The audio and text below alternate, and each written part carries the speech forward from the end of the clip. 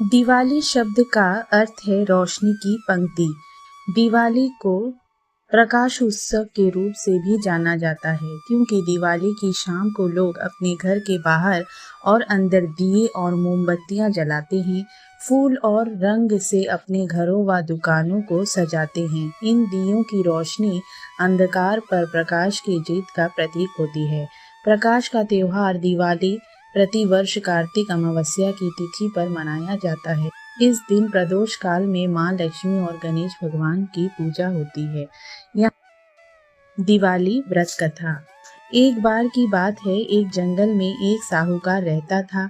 उसकी बेटी प्रतिदिन पीपल के पेड़ पर जल चढ़ाती थी। जिस पीपल के पेड़ पर वो जल चढ़ाती थी उस पर मां लक्ष्मी का वास था।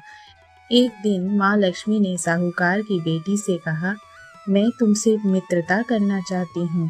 यह सुनकर साहूकार की बेटी ने कहा, मैं अपने पिता से पूछकर आपको बताऊंगी। बाद में साहूकार की बेटी अपने पिता के पास गई और उसने सारी बात अपने पिता को बता डाली। दूसरे दिन साहूकार की बेटी ने मां लक्ष्मी से दोस्ती करने के लिए हाँ कर दी। दोनों अच्छी दोस्त बन गई। एक दिन मां लक्ष्मी साहूकार की बेटी को अपने घर ले गई। मां लक्ष्मी ने साहूकार की बेटी का खूब स्वागत किया। उन्होंने उसे कई प्रकार का भोजन खिलाया। जब साहूकार की बेटी अपने घर वापस लौटने लगी तो मां लक्ष्मी ने उससे पूछा कि अब तुम मुझे अपने घर कब ले जाओगी।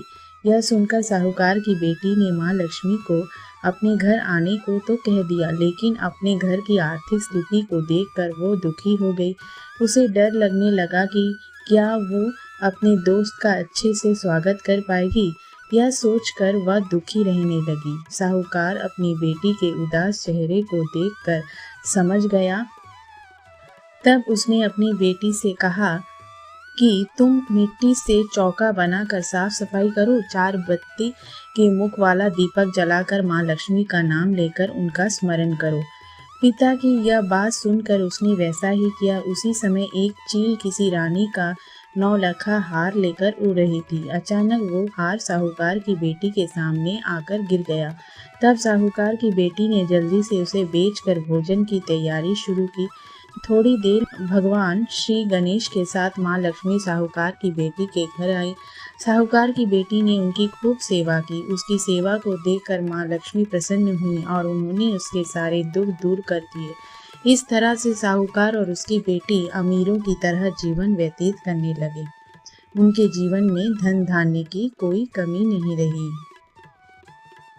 मित्रों, आप सभी को दीपावली की ढेर सारी शुभकामनाएं।